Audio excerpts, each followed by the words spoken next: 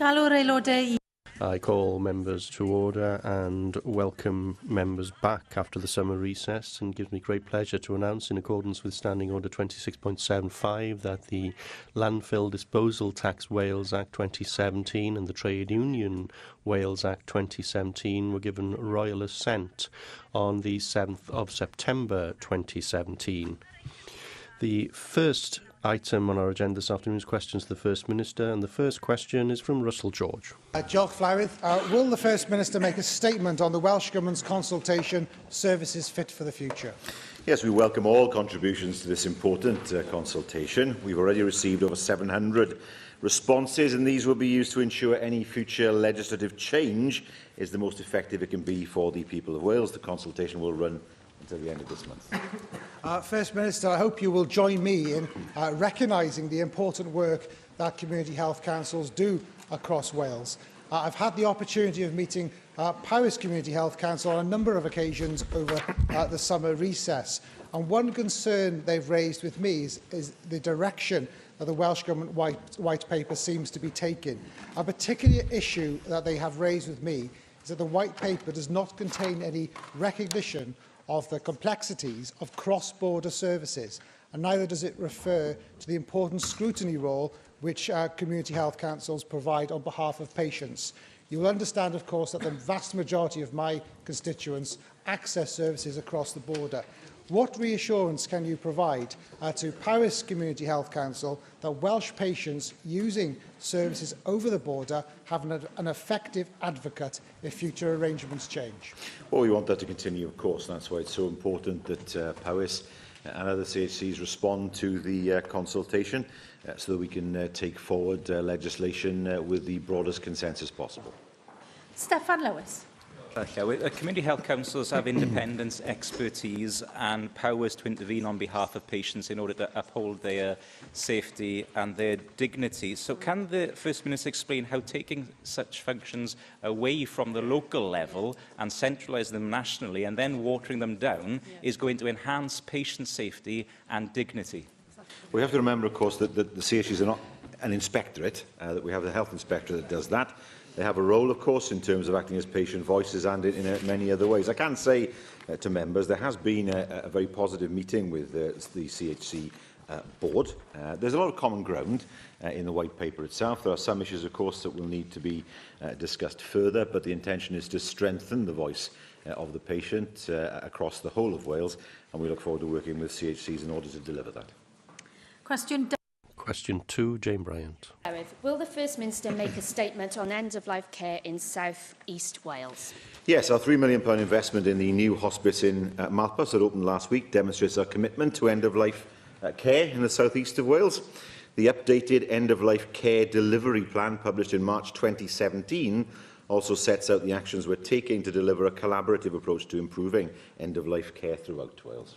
Thank you, First Minister. Last week, along with the Cabinet Secretary for Health, I attended the launch of the new state-of-the-art inpatient unit at Malpas. The 15-bedded unit offers support for people with complex symptom management needs and end-of-life care. And as you mentioned, the investment of £3 million of Welsh Government money for St David's Hospice is a good example of how to deliver first-class hospice care and helps to meet the demand of palliative care services in South East Wales. So will you join me, First Minister, in paying tribute to the vision of the Board of Directors at St David's, particularly the Chief Executive, Emma Saesneg, and the tremendous support of the local community and volunteers, and show that investment from Welsh Government in partnership with a health board and local authority can make a real difference to the lives of people when they need it most? Yes, it's an excellent example of partnership working, because the investment has enabled the St David's Hospice Care team to deliver a palliative care model,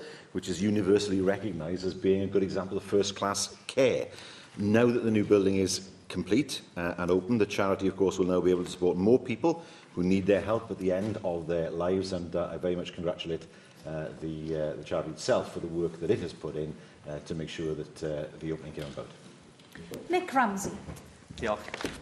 First Minister, can I concur with Jane Bryant's comments and also welcome the opening of the new hospice at Malpas. As Chief Executive Emma Saesel has said, this is a landmark development and will hopefully plug previously identified gaps in provision over the last few years. I'm sure it will go from strength to strength. You'll know, First Minister, I frequently raise the issue of motor neurone disease in this chamber and its devastating impact on sufferers, estimated up to 5,000 across the UK at any one time. A key finding of the recent Demos report into the financial effect of MND on sufferers and their families has said that services can often be slow to respond to MND sufferers' needs because of the rapidity of the progress of the disease.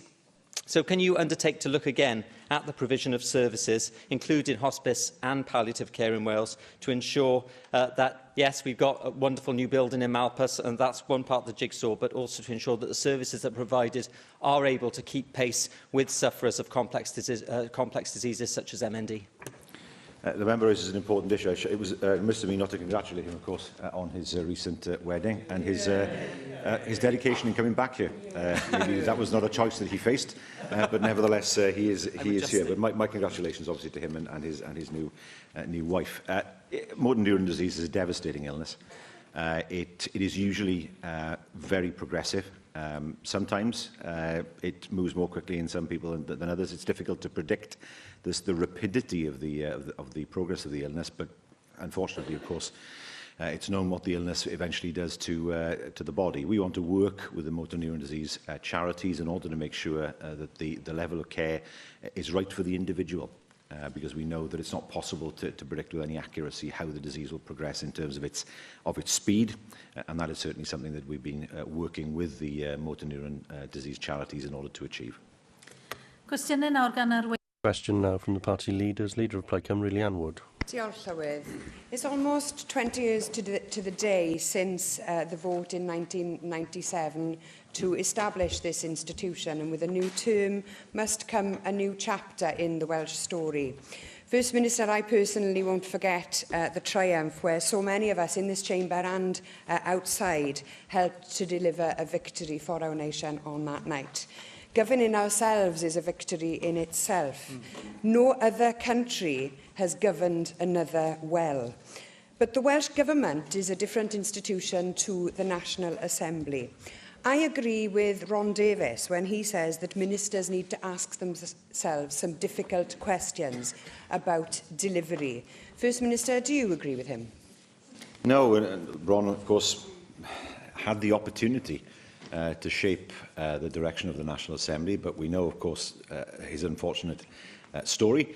I'm proud of what we've achieved over the past 20 years. And I look back at what Wales was like in the 90s, a country lacking confidence, where young people wanted to leave, a country that really had no strong profile abroad. That wasn't happening. And one thing that strikes me is that it was accepted as normal that unemployment should be substantially higher in Wales than the rest of the UK. That was seen as something that was inevitable. That's no longer the case. Unemployment's either at the UK average or below the UK average. I could go on, of course, as you might expect me to do, but I pick out certain comparisons there with the 90s and the way that Wales has changed for the better in the 20 years since the referendum. Well, people are still leaving, First Minister, as you well know. And last year you said that Labour is halfway through a decade of delivery.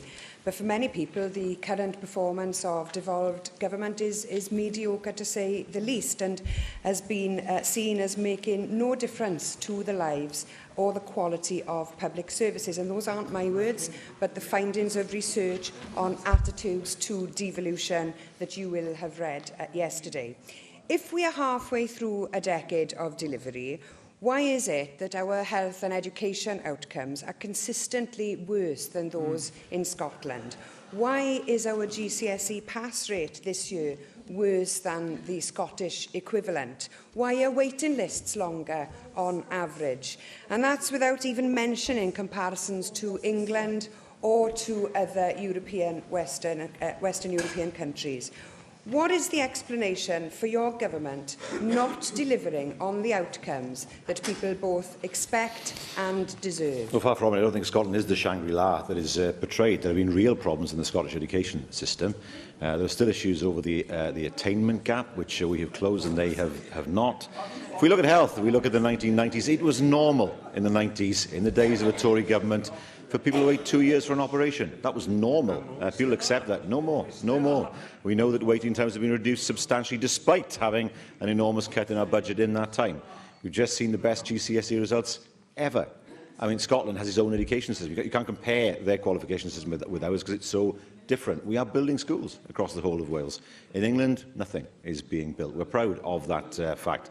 If we look at the economy, our unemployment rate is 4.3%. That would have been undreamt of in the 90s. We are still attracting excellent investment into Wales, the best foreign direct investment figures for the past 30 years. And that's because we have a government that is able to go out and sell Wales. Whatever the politics of that government, the profile that ministers have is far, far greater than was the case in the 1990s. And that's why we've been so successful in bringing jobs into Wales. You sound complacent, First Minister. And your answers here this afternoon seem to suggest that things are already going so well, that this is as good as it gets.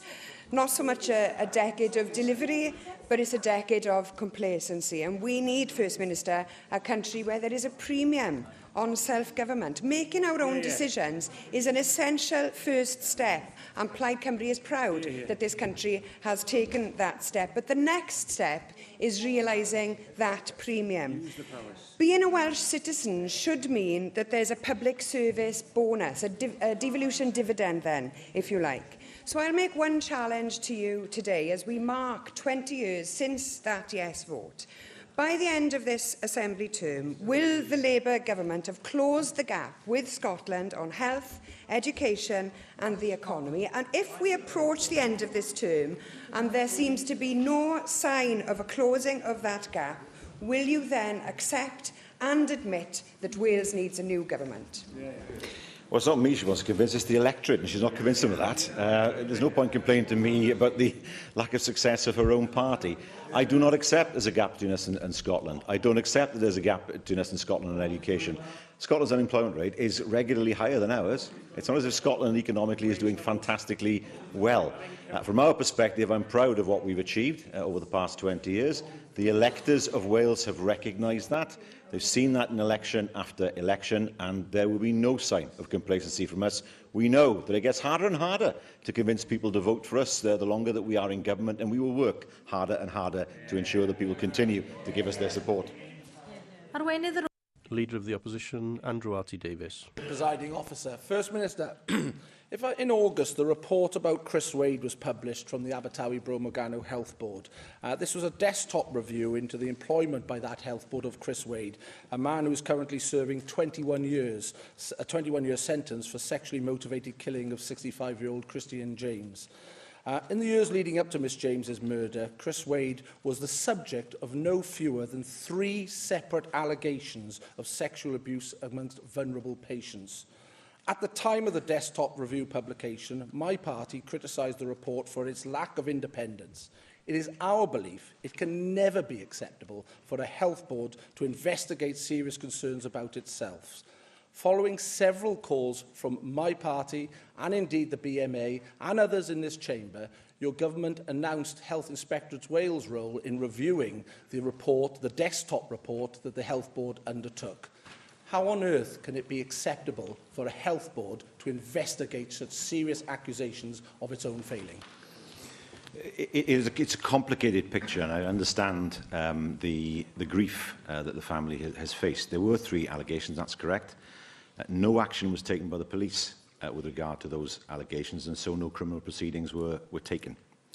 That said, it is highly important that there is an investigation by Health Inspectorate Wales into not just the lessons that can be learned, but the lessons that can be learned in order that we can be assured as a government that any failings that may have been in the system at that time are corrected, and that the family then can be assured that the Health Board did all that it could have done to deal with the situation. We won't know the answer to that question until, of course, we get the findings of the Health Inspectorate's report. First Minister, it's my understanding that not one patient, not one medical professional or not one member of staff was asked to give a formal interview in the course of the review. That surely is unacceptable. Can you confirm that Health Inspectorate Wales will take evidence from clinicians, from patients and, above all, anyone associated with the investigation that allowed the tragedy to unfold and ultimately ended up in this gentleman being sentenced to 21 years in prison? It is absolutely crucial that the investigation is independent. It's not for me then to tell Health Inspectorate Wales what they should and shouldn't do, but I think it's proper for me to say that I would expect them to gain as much evidence as broadly as possible in order for their final findings to be as robust as possible. I think most people would say it would be fair for you or your government, in the shape of the Cabinet Secretary, to set the terms of reference for the Health Inspectorate Wales inquiry, report, investigation, call it what you will, because obviously he has asked them to do that. And when I found out that not one medical person had been asked, not one patient had been asked to give evidence to this investigation, that is unbelievable, I have to say. And I do call upon you to make very strict terms of reference for this investigation from Health Inspectorate Wales, so that the report that they present to your government can enjoy the confidence of the members here, but the wider public, that they are being protected against people like Chris Wade working within our health service. Will you give that commitment that the terms of reference are robust enough from the Health Inspectorate Wales inquiry into this inquiry, so that we can have confidence that patients and members of the public are protected from the likes of Chris Wade ever working within the health service here in Wales? The answer to the question is yes, of course. We want to make sure that the investigation itself is A, independent, and B, robust. I'm not sure whether he is saying that in the past not enough people were interviewed, or whether that's happening now. But whichever way, I'll make sure that that is looked at to make sure that that issue is dealt with. But it is obviously important that the findings are seen to be robust and can be supported by all in this chamber.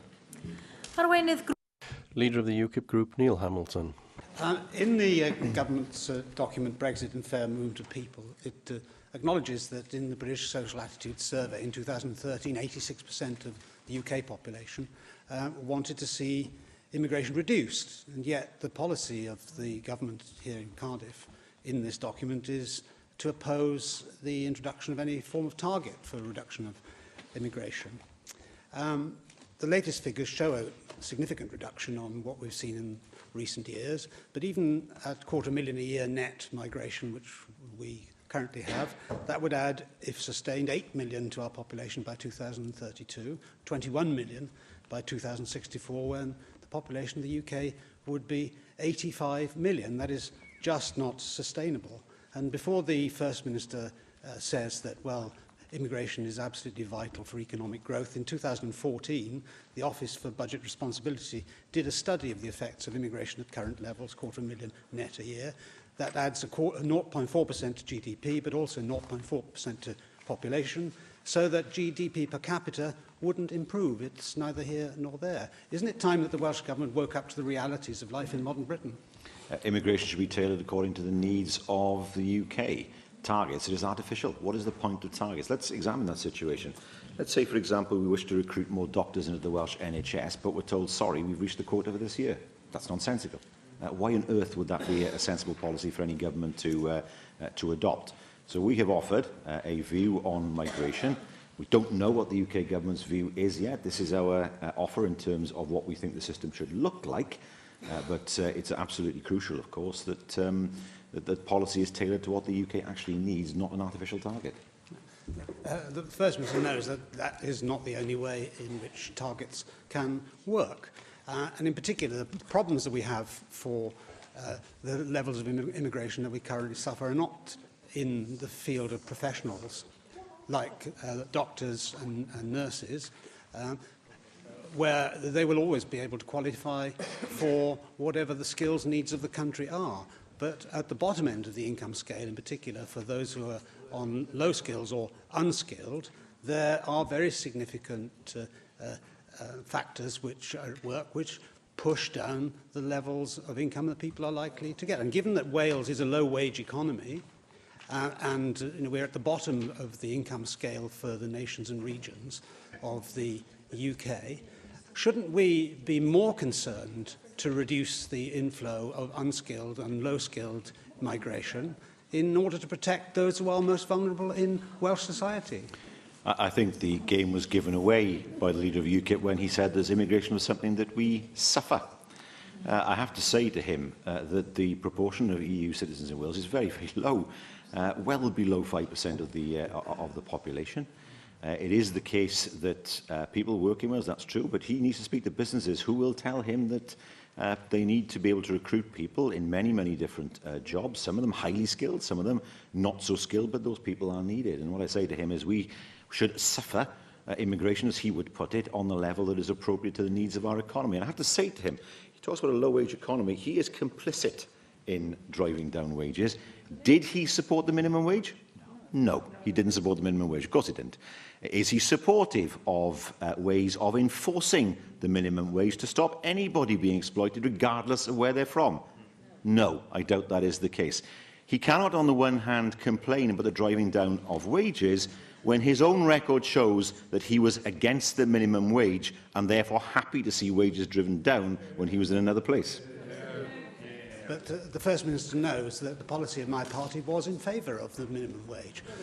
In the days when I was a member of the Conservative Party was against the introduction of a minimum wage. But UKIP has always supported the introduction of a minimum wage. But of course there hasn't been a single prosecution in Wales for breach of minimum wage legislation, even though we know that this is occurring. So the Welsh Government, for all the protestations of the First Minister, does absolutely nothing to make its own policy work. When I used the word suffer in terms of immigration policy, what I meant there was that the scale and speed of this immigration is imposing massive strains and stresses upon not just public services, but also on the incomes of those who are at the bottom end of the income scale. At the moment, we're in a period of economic growth, but of course the problems really become apparent when the economic cycle is on a downswing.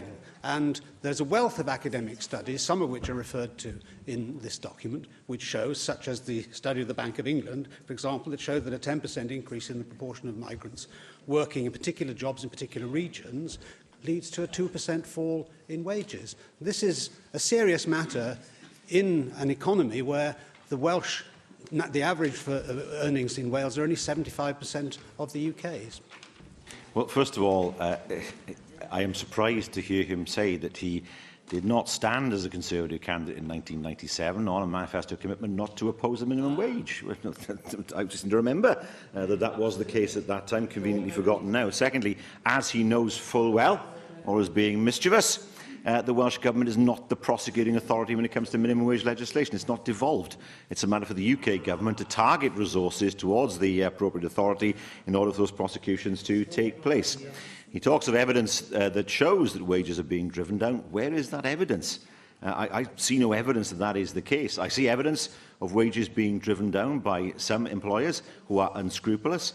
I see wages being driven down by people who are working on casual contracts in the private sector. I see wages being driven down by the policies of the UK Government, removing things such as tax credits that help the low paid, while, of course, putting in place tax cuts for the highest paid. None of us wants to see low pay. I understand that. But can I suggest that he targets his guns at the true problem here, which is the policy that is put in place by the current UK Government? Question 3, Question 3, Mark Reckless. What discussions has the First Minister had with the UK Government regarding the Welsh Government's Brexit and fair movement of people policy document? They have not wished to have any discussions, though we have sent them the document. The First Minister has, though, it seems, had discussions with the First Minister of Scotland and development of joint strategy and approach with the Scottish Government. Does the First Minister not appreciate that Wales voted leave in the referendum? And he said himself that had a lot to do with free movement of people. Yet his document here is supporting free movement of people in all but name. Instead of continuing to import people to run our NHS, should we not be training up people here in Wales, and why, after 20 years of Labour-led government, does this document say that substantial work is still needed to do that? Why have we got foreigners in our NHS? That's what he's saying, in effect, isn't he? That's what this is about.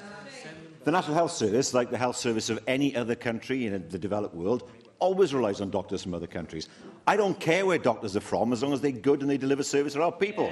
That's what counts at the end of the day. I'm not interested in where they were born. I'm interested in their medical skills. That's what I have to say to him. Yes, I've spoken to the First Minister of Scotland on this issue. And again, I say to him, the interpretation that he and his former party put on the vote last year is not an interpretation I share. All we know is that people voted to leave the EU. They did not vote for a hard Brexit. They were given the opportunity to vote for a hard Brexit in June. They did not vote for a hard Brexit. And so it falls on all of us in this chamber to try to interpret the viewpoint that people had on that. But I have to say, nobody said to me on the doorstep, not one person, even people who were the hardest supporters of Brexit imaginable, what we need are fewer doctors from abroad in this country. Nobody said that. And so this is, in this document, an attempt to put forward a viewpoint on how immigration can be made to work in the future. We've heard nothing from his current party or his former party to add to that debate. Dawn Bowden. Diolch, Llywydd. First Minister, when I recently met with farmers in Rumney, there are farmers in Rumney, we discussed many issues relating to Brexit and its potential impact on the rural economy. And contrary to the implications in Neil Hamilton's question earlier, one particular concern that they had was their inability to be able to recruit labour locally, casual labour, seasonal labour, resulting on their reliance on a steady stream of EU migrant labour. Would you agree with me that the availability of a regulated seasonal labour from the EU is necessary in any agreement on the movement of people post-Brexit? Well, it is hugely important. We know otherwise that there will be serious labour shortages in the agricultural industry, and that is something that has not yet been properly addressed by the UK government. And it comes back to this point again. We need an immigration policy that's sensible, that's fair, that's balanced, and we believe in the document that we produced on Brexit and migration that we've done just that. I don't accept that people voted to leave the EU and then decided to build a metaphorical or real fence around the UK. Well, the same, of course, incidentally, keeping the open border with the EU and the Republic of Ireland, which is something that has never been resolved. So this is a way forward that we believe is sensible, fair, and meets, of course, the wishes of the people of Wales that were expressed in the referendum last year. Michelle Brown. Presiding Officer, does the First Minister not see that perhaps the reasons we seem to be reliant on migrant workers are twofold?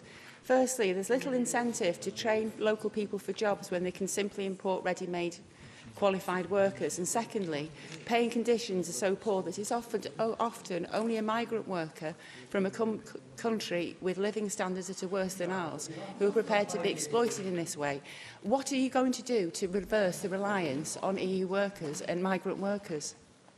Well, first of all, we all want to see improved pay and conditions, and it's hugely important that we see the introduction of a proper living wage across our economy in the private sector as well, and important that we have a UK government that recognises the importance of that. But I am not obsessed with the idea that what we have to do is to check out as many foreign workers as possible, which is effectively what she is saying. And that interpretation is not shared by the people of Wales, as shown by the fact that her party, I don't know if she's still in the party or not, but her party had received such a low percentage of the vote in the election. Does it not tell you something?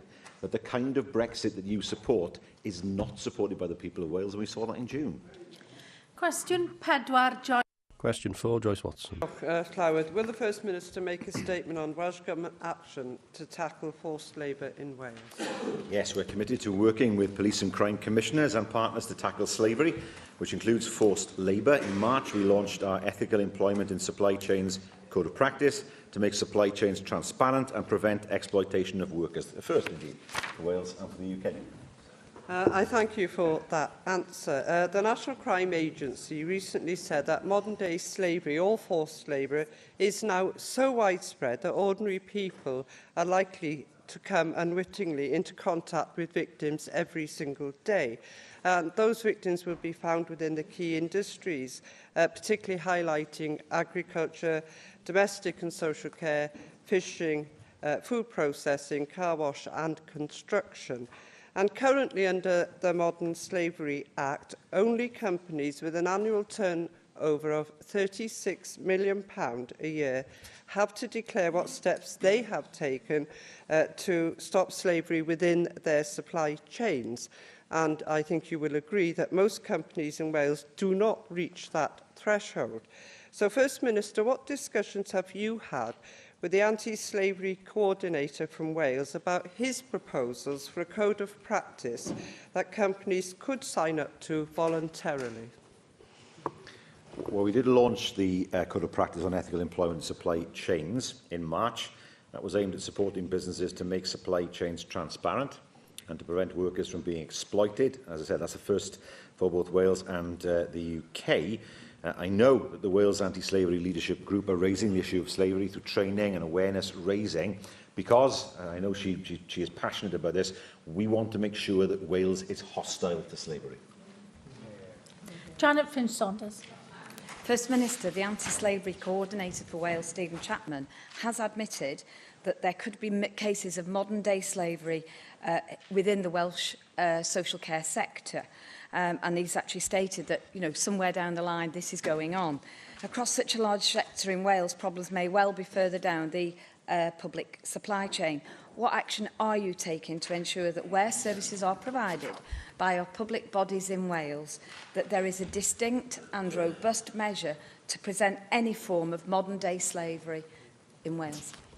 Well, through the training, of course, that they already indicated that the leadership group has taken forward, and secondly, of course, through the Code of Practice itself. And I know that the coordinator is passionate in terms of ensuring that we drive slavery out where it is, even where it is hidden, of course, in some organisations. She mentions the social care sector. She wasn't claiming to have evidence, in fairness, that happened, but she was quoting what might be happening in Wales. We work very closely with the coordinator to make sure that Wales, as I say, becomes hostile to slavery. David Rowlands. Diolch, Lewis. First Minister, some time ago, I brought to your attention the plight of those immigrants who were forced to work in the car valeting trade. I highlighted that they were working for less than £3.50 an hour, 10 hours a day, 7 days a week, in effect under slave labour conditions. Your reply at the time was that this did not fall in the remit of the Welsh Government. Well, given that the problem of slave labour in Wales is a growing one, 47 cases reported in 2014, 71 in 2015, and 124 cases in 2016, is it not now incumbent upon the Welsh Government to use all its powers to intervene, including levering local government to explore the possibility of closing down these iniquitous facilities? Well, local government already has that power, of course, in terms of its trading standards obligations. If the member has evidence that is happening, I'd be pleased to look at that evidence and then pass it on to the appropriate prosecuting authority. What he describes as unacceptable, but it's hugely important that there is evidence to be able to take this forward, eventually, hopefully, of course, to a successful prosecution. Question 5, Question 5, Di Lloyd. Thank you, Llywydd. What assessment has the Welsh Government made of the recent landslip in the Panteg area of Ystylfera? Well, I know that a meeting was held on the 22nd of August where government officials joined with the Neath Port Talbot Council to consider the way forward. We as a government will consider anything that the council suggests following that meeting, as I understand it. Thank you for that response, and some of us participated in those meetings too, but it's true to say that this incident, this landslip, has been quite a blow to local families and created a great deal of uncertainty in the Ystylfera area. Now, as this is a very unusual event, unprecedented in fact, would you, as the Welsh Government, make a public commitment today to provide additional financial assistance to Neath Port Talbot Council to deal with this issue, as well as any European funds which may be open to us in dealing with this unique situation? Of course, I can understand how the families feel as they have to face such a situation. At the meeting held in August, the agreement was that the Council would come back to us with the details. That hasn't happened as yet. Once that does happen, we can then consider the issue further. Can I thank Dialogue for bringing this question to you this afternoon, First Minister. There's been a history of landslides in that particular part of my constituency. The new hazard stems from landslides arising in previously thought to be low-risk areas. You'll understand the anxiety of the households who've been asked to vacate their properties and the anxiety felt by the broader community, not least as the Council reassesses the hazard in the area generally. We would welcome any support which the Welsh Government can give both to the community and to the Council in resolving this issue, and also perhaps given that a number of government portfolios interests are engaged in this, for there to be a joined-up approach in the support which the Welsh Government is able to provide. It's not yet clear what the nature of that support would be, which is why we look forward to receiving the representations from the Council in order for us to look at this further. But as far as the people there are concerned, I can well understand that they want to have certainty as quickly as possible. We're keen to do that, and we'll continue to work with the Council in order for that to be delivered. Susie Davis. Well, perhaps there is an area where Welsh Government can give immediate support, and it's this. You may remember that in the meeting to which was referred to earlier, an independent report came to light which suggested that the affected area was the least likely to experience landslide or slippage, and nature defied that report. So there may be space here for Welsh Government to be able to help Neath Talbot, help define the terms of reference for the new report that's been commissioned in order to establish whether the 150 homes now potentially at risk are at risk. And that's something that's direct in additional to the financial support that Dialogue has suggested. So that's very specific support I think you can give early on. Well, we're content to work with the Council, of course, to see what support we can provide in terms of the commissioning of any new report. And again, we await the Council's representations in that regard. Question 6, Lee. Question 6, Lee Waters. Will the First Minister commission a full early-stage feasibility study into a Swansea Bay metro network? Well, we have funded development work on the outline concept of a metro for South West Wales in this financial year via the Local Transport Fund. Swansea County Council, or I should say the City and County of Swansea, is coordinating this work in partnership with the other local authorities in the South West, and the project is progressing well. Thank you, First Minister. Since Theresa May's government reneged on their promise to electrify the railway line to Swansea and the West, this has thrown into sharp relief the connectivity of the whole Swansea Bay city region. I welcome the support for the concept for a modern, joined-up public transport network. I think what we need to see now is a detailed feasibility study so we can properly understand how communities in the Llanelli constituency can link up with other communities right across the city region by both rail, bus and active travel. Well, the project has begun well. A workshop was held with regional planning officers in May. It provided the framework for the emerging concept, so that work is ongoing. But yes, I share the members' disappointment at the breaking of a promise by the UK Government to electrify the main line as far as Swansea. I well remember the then Secretary of State, Cheryl Gillan. Cheryl Green is the leader of the Lib Dems in Bridgend. There we are. Cheryl Gillan, there we are. She won't forgive me for that, Cheryl Gillan. Neither of them, I suspect. But I well remember her saying that it was beyond question that the line would be electrified as far as Swansea, and the money has gone. If we go looking for it, I suspect that we'll find it in Belfast. Susie Davis. Well, I'm pleased that there's growing support for this idea. It's something that Mike Hedges has raised in the chamber previously, and something that I've spoken on as well. When we met the shadow board, as a group of local assembly members last December, they said that transport infrastructure was not part of their thinking on the city deal. So I'm pleased that things have moved on that. But it's something I've also mentioned to the Association of British Ports, which affects a number of the constituencies within the deal area, who have a strong record on logistics and who seem to be playing no part in the city deal discussion at all. So I'm wondering if a feasibility study were to be commissioned, will it include space for these for the ports within the deal area? And will there be space within the city deal for any findings of that report, even accepting that the financial support for the city deal is pretty generous? Well, we have to remember, of course, that the city deal is driven by local authorities and not by us. It's a partnership between UK Government, with Welsh Government and with local authorities, but it's the local authorities working together to prioritise and to engage. What I will do, however, is I'll pass her comments on to the local authorities and ask them what they're doing to engage with ABP particularly. She's asked about that, and I will, of course, share that response with her. Lloyd. Thank you, Llywydd. Further to the principle of establishing a metro, would you agree that this is an opportunity for us to create as a starting point a bus system which is managed and delivered by local councils rather than private bus companies? Yes, I do, and of course the powers will be coming to us over the ensuing months, and there'll be an opportunity for us to consider how the buses are managed. And we know, of course, that there is a strong argument for ensuring that the system is re-established where it will be possible for the councils to run those services, ultimately either themselves or via a franchise, but it will mean that they will have greater control over local bus services than has been true in the past years. I echo the comments Lloyd made about the importance of buses for those of us with constituencies which are not realistically going to be served by any feasible rail-only solution.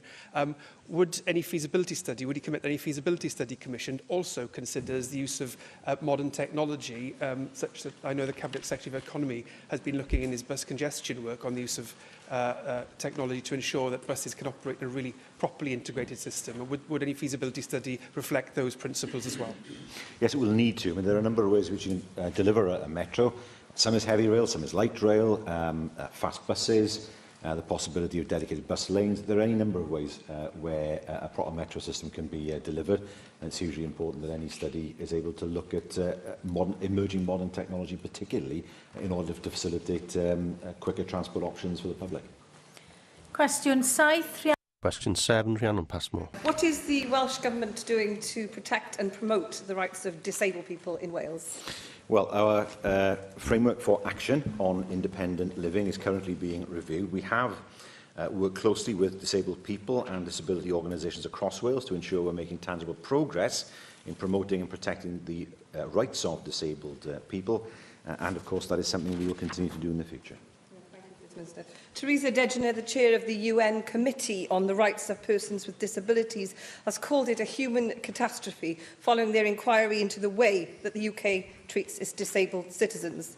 ATOS and Capita, who are tasked by the UK Government with carrying out PIP assessments, have earned over £500 million of public money since 2013, while over 61% of those who appealed against their PIP assessments in their tribunal have won their case. Will the First Minister outline what the Welsh Government is doing to support disabled people in Wales during the unprecedented reductions in their incomes by the UK Government? Well, we cannot reverse what the UK Government has done. I can't disagree with the use of the phrase a human catastrophe.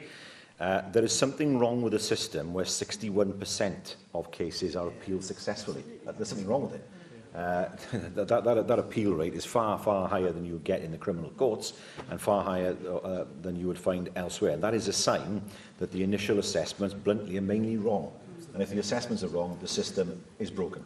And this is something for the UK Government to deal with. We'll continue to work, of course, with disabled people, as I said, and disability organisations to act as their advocate in overturning a system that's clearly not working. Mark Isherwood. Diolch, and clearly it's a matter the cross-party group on disability has also been taking evidence on. I think it's 80% of appeals by people with sensory loss are successful, indicating the problem that stands before us. So we do share your concern on this matter. But at a meeting of the cross-party group on disability in North Wales in June, and similarly a meeting of the cross-party autism group in North Wales in September, a concern was raised with us by representatives of local disabled people and local disabled people themselves about the Welsh Government's proposals for the Welsh Independent Living Grant. As you know, since it was transferred to Welsh Government from UK, you had a temporary scheme with local authorities. You announced that with effect from 2018-19, responsibility and funding will be transferred to local authorities. And disabled people are concerned that that will remove the ability of them to live independently and support their high-level care and support needs. What assurance can you give to them, therefore, that safeguards will be in place to ensure that the funding goes where it's intended, that assessments will still be done on a person-centred basis with the recipients of the grant, and that disabled people themselves will be the lead voice with authorities in establishing their needs? We would expect local authorities, of course, to fulfil their obligations to disabled people and to put sufficient funds aside in order for their financial needs to be recognised and satisfied. Of course, local authorities are answerable to their electorate if they pursue policies that the electorate deem to be unacceptable. Sian Gwenllian.